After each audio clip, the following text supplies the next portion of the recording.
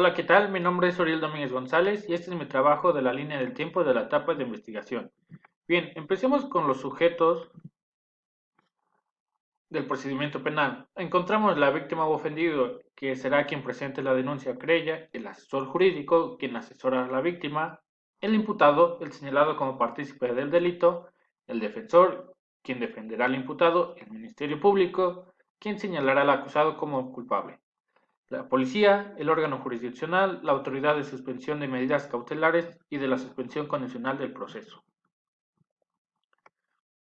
Bien, dispuesto el artículo 211 del Código Nacional de Procedimientos Penales, nos dice que la investigación comienza con la presentación de la denuncia, querella u otro requisito equivalente, la cual la presente la víctima u ofendido ante el Ministerio Público, o tratándose de denuncias también pueden ser presentadas a los policías y puede ser con o sin detenido. Bien, medidas de protección y providencias precautorias. El Ministerio Público, bajo su responsabilidad, puede ordenar, fundada y motivadamente, una medida de protección cuando se estime que el imputado presente un riesgo en contra de las víctimas. Podemos encontrar la prohibición de acercarse o comunicarse con la víctima u ofendido, separación inmediata del domicilio, entre otras más. Las providencias precautorias son para garantizar la reparación del daño a la víctima. Encontramos el embargo de bienes y inmovilización de cuentas y valores. Las providencias precautorias son bajo autorización del juez de control, mientras que las medidas de protección son mediante el Ministerio Público. Bien, el Registro Nacional de Detención. Una vez hecho la detención, inmediatamente se debe poner a disposición del Ministerio Público, así como la autoridad que practicó la detención, deberá registrarla de inmediato en el Registro Nacional de Detención, o por sus siglas RND, con al menos el nombre y apodos del detenido, medida de afiliación, motivo, circunstancias del lugar, hora de la detención, nombre, así como rango y área de descripción de quien lo haya detenido y lugar donde será trasladado. Bien, serán actos de investigación, que puedan ser con o sin previa autorización del juez. Sin autorización del juez podemos encontrar la inspección del lugar del hecho o hallazgo, inspección del lugar distinto al de los hechos o hallazgos, inspección de persona, revisión corporal, entre otras más. Con autorización del juez podemos encontrar la exhumación de cadáveres, órdenes de cateo, intervención de comunicaciones privadas y correspondencia, entre otras más. Estos actos de investigación deben registrarse en cualquier medio, así como deben contar con nombre, hora, firma, entre otras más.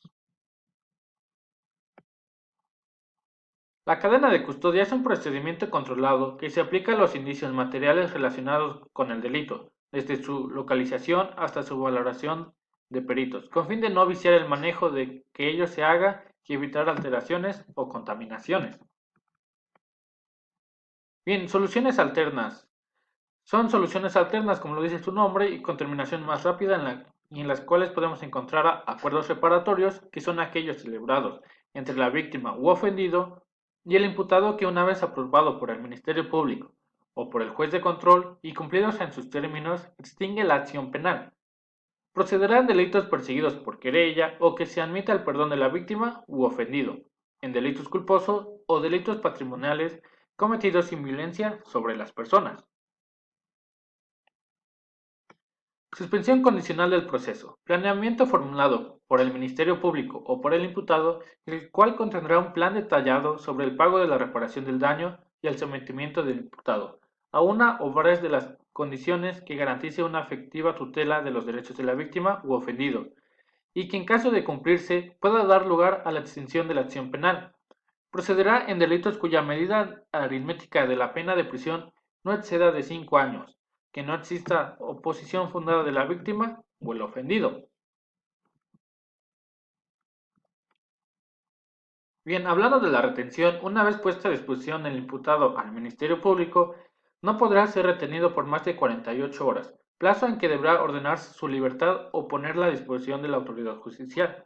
Este plazo puede duplicarse en caso de delincuencia organizada, y en este mismo periodo el Ministerio Público tendrá que recaudar todos los datos de prueba que señalen la participación del imputado en el delito. Bien, formas de terminación de la investigación. Tenemos la facultad de abstenerse, en la cual el Ministerio Público podrá abstenerse de investigar cuando los hechos relativos en la denuncia, querella o acto equivalente no fueran constitutivos de delito o se extinga la acción penal. El archivo temporal es cuando el Ministerio Público podrá archivarla temporalmente aquellas investigaciones en fase inicial, donde no se encuentran antecedentes, datos, datos suficientes o elementos que puedan establecer las líneas de investigación. El no ejercicio de la acción. El Ministerio Público podrá decretar el no ejercicio de la acción penal cuando de los antecedentes del caso le permitan concluir que en el caso concreto se actualiza alguna de las causales de sobreseimiento, por ejemplo, la muerte del imputado. Criterios de oportunidad. Iniciada la investigación y previo análisis, el Ministerio Público podrá abstenerse de ejercer la acción penal con base en la aplicación de criterios de oportunidad, siempre que en su caso se hayan reparado o garantizado los daños causados a la víctima o el ofendido. Por último, encontramos la forma de inducción al imputado. Tenemos flagrancia, que se puede tener sin orden judicial en flagrancia cuando la persona es detenida en el momento de estar cometiendo un delito o inmediatamente después de cometerlo es detenida, en virtud de que es sorprendida cometiendo el delito, o cuando la persona señalada por la víctima, testigos, o quien cuente con información de que intervino el delito. En este caso de flagrancia, cualquiera podrá detener a otra de la comisión de un delito flagrante, debiendo entregar inmediatamente el detenido a la autoridad más próxima y ésta con la misma al Ministerio Público. Caso urgente. El Ministerio Público podrá, expresando pruebas que motiven su proceder, ordenar la detención de una persona en los supuestos de existan datos que establezcan la existencia de un hecho señalado como delito grave y que exista probabilidad de que la persona lo cometió o participó en su comisión. Exista riesgo fundado de que el imputado pueda sustraerse de la justicia, por razón de la hora, lugar o cualquier otra circunstancia, no pueda ocurrir ante la autoridad judicial o que, de hacerlo, el imputado pueda evadirse. Por último, encontramos citatorio, orden de comparecencia y aprehensión.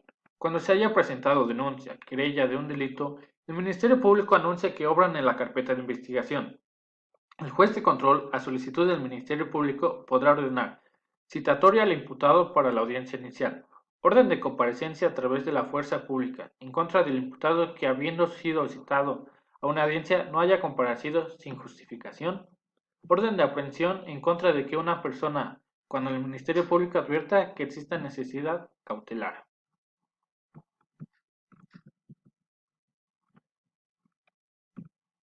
Bien, en general esta sería la etapa de investigación y ahora continuamos con la etapa de investigación complementaria, que es la apertura de inicio, luego nos vamos con el control de legalidad.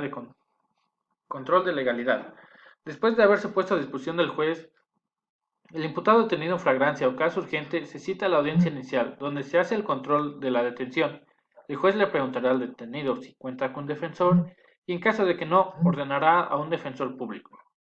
El Ministerio Público deberá justificar las razones de la detención y el juez de control procede a calificarla, ya sea ajustada a derecho o decretando libertad.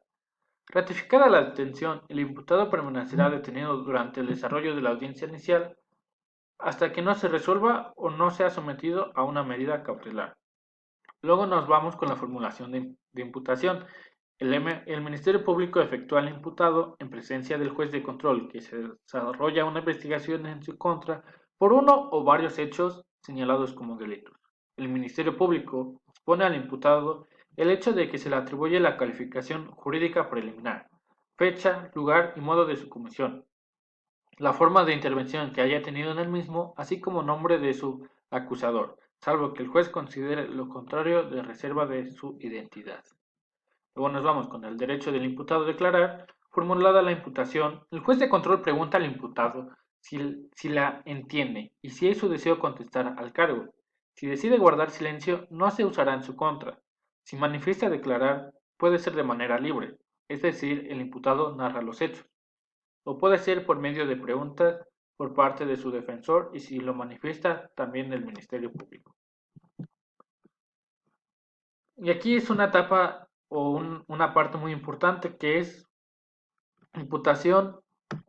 El imputado decide Plazo constitucional. El imputado puede escoger si se le quiere que se le resuelva en esa misma audiencia o puede escoger el plazo constitucional de 72 horas o hasta 144 horas para poder hacer investigación previas, para que dentro de este plazo el defensor pueda presentar los datos de prueba que considere convenientes o necesarios ante el juez de control. Y por aquí hay dos caminos, el del plazo constitucional o el que escoge que se resuelva en esa misma audiencia. Seguiremos con el caso de que haya escogido el plazo constitucional, se le pone una solicitud de medidas cautelares, el juez resuelve la solicitud, ya sea que niega las medidas cautelares, niega prisión preventiva, impone otras medidas cautelares, puede imponer prisión preventiva, embargo, inmovilización de bienes o valores, o niega prisión preventiva. Bien, el juez suspende audiencia y señala nueva fecha para la vinculación a proceso.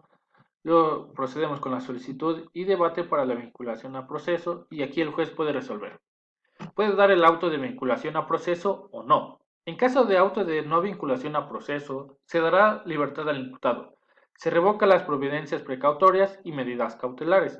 Este auto no impide que el Ministerio Público continúe con la investigación y posteriormente formule de nuevo la imputación.